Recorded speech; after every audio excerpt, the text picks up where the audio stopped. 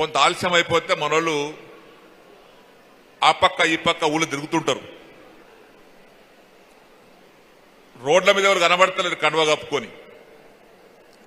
అంటే ఎవ్వరు కూడా సమావేశ మందిరాన్ని వదిలిపెట్టి బయటకు ఎవరు పోలే.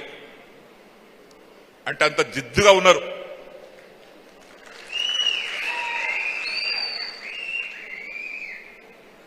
మొన్న భూపాల్ రెడ్డి గారు ఎందుకు ఓడి తెలియదు కానీ 6,000 ఓట్ల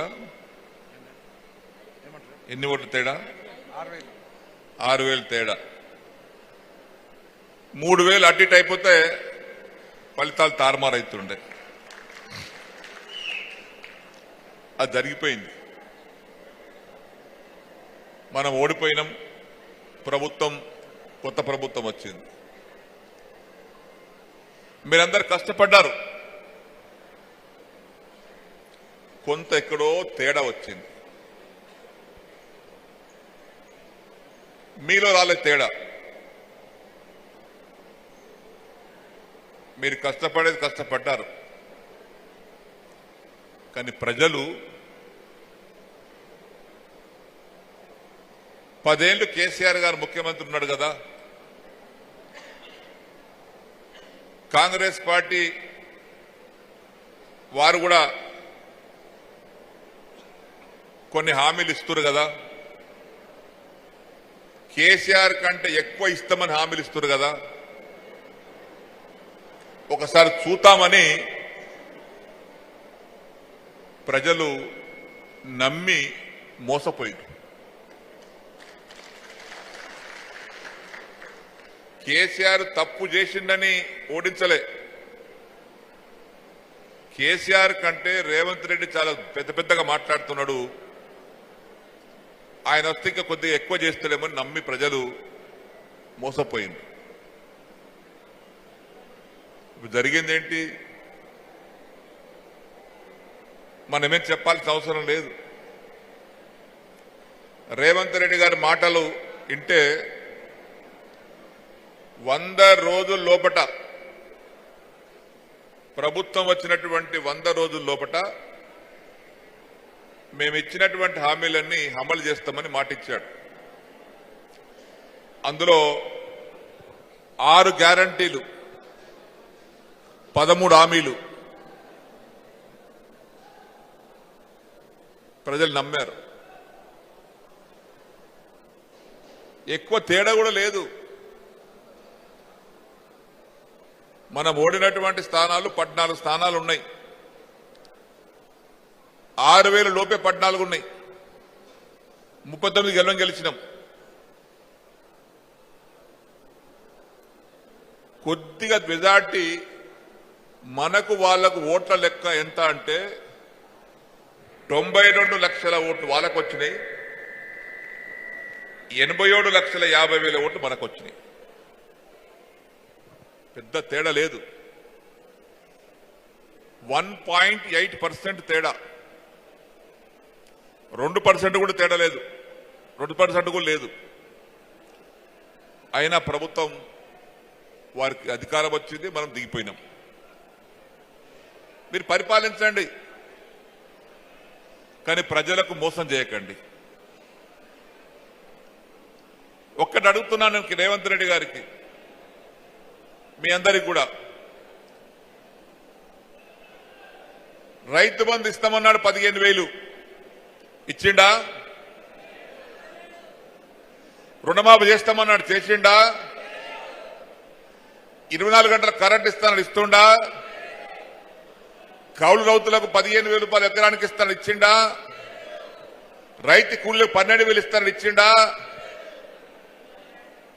కళ్యాణ లక్ష్మితో పాటు తులం బంగారం ఇస్తామని ఇచ్చిండా? 18 ఏళ్ళు దాటినటువంటి ఆడబిడ్డలకు 2,500 నెలకి ఇస్తానని ఇచ్చిండా? ఇందిరమ్మ ఇండ్లు ఇస్తానని ఇచ్చిండా? ఇకపోతే 2,000 పెన్షన్ 4,000 ఇస్తానని ఇచ్చిండా? చెప్పాను, 2,500 ప్రతి ఆడబిడ్డకు. ఇకపోతే సిలిండర్ అన్నాడు, అది అట్టనే ఉంది. రైతుకు మద్దతు ధర కంటే 500 లెక్క బోనస్ ఇస్తాడు, ఇచ్చిండా? మరి ఏమి ఇయ్యనోనికి మనం ఏం చేద్దాం? ఇయ్యాలా మనం కూడా పట్టి చూపాలి కదా. ఆయన ఏమి ఇబ్బందానికి మన జవాబు ఏముండాలి? ఓట్లతోటి దిమ్మ తిరగట్టట్టు ఉండాలి. అబద్ధం చెప్పేవాడికి, ప్రజలను మోసం చేసి అబద్ధాలు చెప్పేవాడికి దిమ్మ తిరగట్టట్టు ఉండాలి మన రిజల్ట్. ఆ నారాయణఖేడ్ నియోజకవర్గంలో మీరందరూ చాలా యోధులు, పోరాట యోధులు మీరు. నారాయణఖేడ్ వాళ్ళు నమ్ముకున్న వాడికి నమ్మినంత పనిచేసేటువంటి వ్యక్తులు మీరు, మోసం చేయనటువంటి వ్యక్తులు మీరు. చేస్తే ముఖముగటి మోసం చేస్తారు, కానీ సాటుకు మోసం చేయరు. ఆ ధైర్యం, సాహసం ఉన్నటువంటి వ్యక్తులు నారాయణఖేడ్ ప్రజలు కానీ, నారాయణఖేడ్ నాయకులు కానీ. మోసం చేసిన వాళ్ళు మనం కూడా మోసం చేయాలి కదా. మేలు చేసినోడికి మనం మేలు చేద్దాం. మాటలు చెప్పి హామీలు ఇచ్చి మోసం చేసిన వాళ్ళు మనం కూడా మోసం చేయాలి కదా. దెబ్బకు దెబ్బ కొట్టాలి కదా. దెబ్బకు దెబ్బ కొట్టాలంటే గాలి అనిల్ కుమార్ గాలిలో బీజేపీ కాంగ్రెస్ కొట్టుకపోవాలి.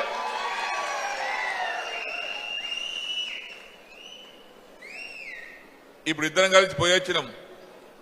అనుకోకుండా కేటీఆర్ గారు పొద్దున ఫోన్ చేసింది నాకు. ఆయన వచ్చేది ఉండే,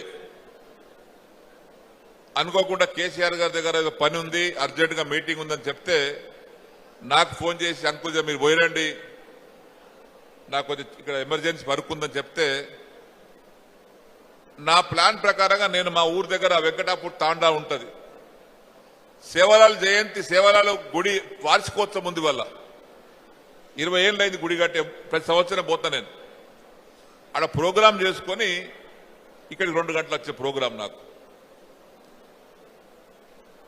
నేను అక్కడికి వెళ్ళిన గుడికాడికి భీంపట్టెలు వచ్చినాడికి బీజేపీ క్యాండిడేట్ ఆయన కూడా వచ్చి మీటింగ్లో పాల్గొన్నాడు. నేను ఎవరిని